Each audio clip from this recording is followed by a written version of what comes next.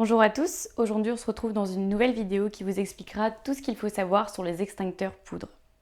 L'extincteur poudre est l'un des moyens de lutte contre l'incendie le plus polyvalent et fait donc partie des plus utilisés.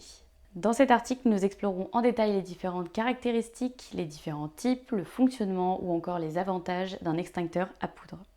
Qu'est-ce qu'un extincteur à poudre ? L'extincteur à poudre est donc un moyen de lutte contre l'incendie portable qui utilise une poudre chimique afin d'éteindre les flammes. Cette poudre agit en étouffant les flammes en les privant d'oxygène, en inhibant la réaction en chaîne du feu ou encore en refroidissant la source de chaleur. Il est conçu pour être utilisé par des personnes même non formées aux moyens de lutte contre l'incendie et agit sur différents types de feux. Quels sont les principaux types de poudre utilisés ?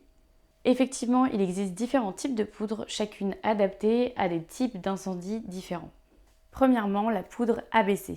Cette poudre est la plus couramment utilisée puisqu'elle éteint des feux de classe A impliquant des matériaux solides comme le bois ou le papier, de classe B avec des liquides inflammables ou encore de classe C impliquant des gaz inflammables. Deuxièmement, la poudre BC. Comme son nom l'indique, cette poudre est efficace sur des feux de classe B et C, mais elle n'est pas recommandée pour ceux de la classe A en raison de son caractère corrosif qui pourrait impliquer davantage de dégâts. Troisièmement, la poudre D. Cette poudre est spécialement conçue pour agir sur des incendies impliquant des métaux combustibles tels que le sodium ou le lithium et n'est donc pas recommandée pour les feux de différentes classes. Quel est le fonctionnement d'un extincteur à poudre ? Ce type d'extincteur est donc composé d'un cylindre métallique qui garde sous pression la poudre chimique. Lorsque vous actionnez la gâchette, la poudre se libère sous forme de nuage et va venir étouffer les flammes. Quels sont les avantages d'un extincteur à poudre ? Premièrement, la polyvalence. Comme mentionné précédemment, la poudre APC agit sur différentes classes de feu, ce qui en fait un choix le plus polyvalent pour de nombreux endroits. Deuxièmement, l'efficacité. Ce type d'extincteur est généralement très efficace pour éteindre les feux rapidement et donc éviter leur propagation.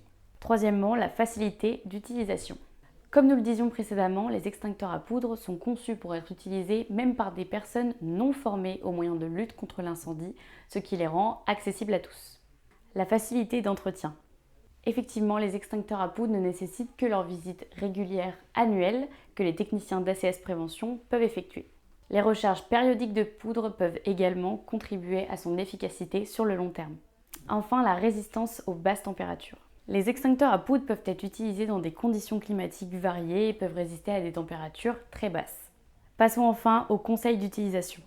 Comme vous savez peut-être, on dit que lorsqu'un incendie se déclare, nous avons 3 minutes pour agir. Et avant d'agir dans la précipitation, assurez-vous que vous possédez une voie de sortie claire et dégagée et que tout le monde est en sécurité. Il faut également s'assurer que l'on possède le bon extincteur pour le bon feu. Avant d'utiliser votre extincteur poudre, vérifiez que vous avez affaire à un feu de type A, B, C ou D. Cela vaut pour tous les extincteurs, mais pensez à viser la base des flammes et non les flammes en elles-mêmes. Comme dans la vidéo précédente avec l'extincteur CO2, l'extincteur poudre nécessite une utilisation en Z de balayage. ACS croit en ses moyens de lutte contre l'incendie et en ses vérifications périodiques obligatoires qui peuvent sauver des vies. Cependant, ne tentez pas d'éteindre un feu qui dépasse vos capacités, appelez les services d'urgence en cas de propagation.